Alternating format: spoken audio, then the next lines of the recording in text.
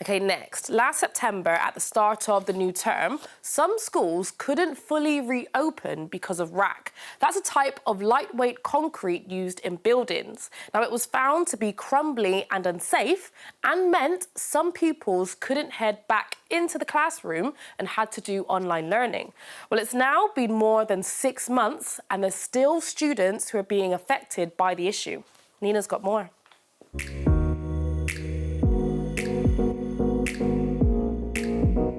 Toilets out of use, corridors closed off and part of the playground out of action. That's just some of what's had to happen since Raac was discovered here. At this secondary school near Ipswich, they've lost nearly half of their classrooms, and it's just one example of how students are still being affected by the crumbling concrete months after it was discovered. This is one solution to the problem: porta cabins. But these temporary classrooms also come with their challenges. I'm going to speak to some students to find out more. In these porta cabins, it's a little bit chilly. I can see lots of you have got your coats on. Tell me, what is it like having your lessons in this porta cabin? It's really cold in here, especially if the heat is not working.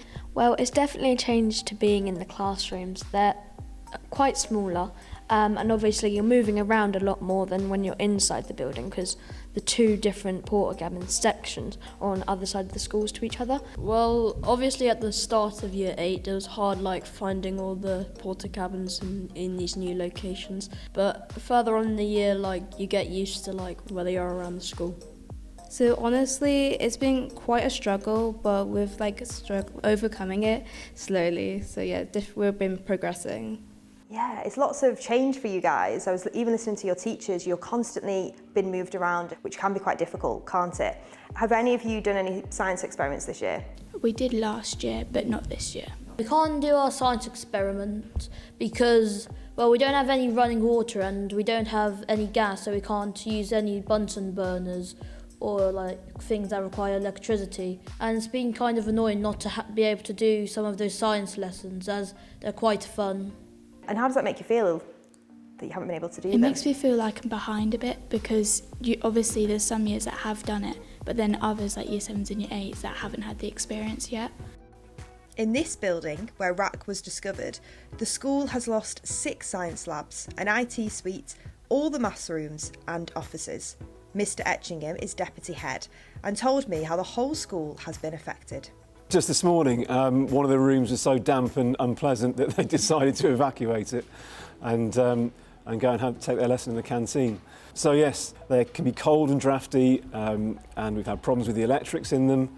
Books have got damp and all sorts of things. How long are things going to be like this for?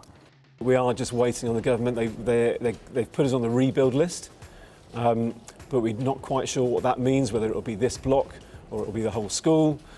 While the school wait to find out, we spoke to the government, who said, "We've completed our identification programme to identify schools and colleges affected by Raac and announced how they will be funded to remove it for good.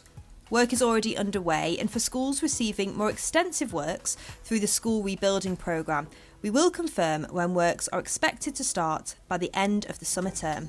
You had COVID a few years ago and now Raac. So how do you feel about the schooling that you've had over the past few years? I found it quite difficult, because I feel behind, because we've missed 2 and a bit of years of education.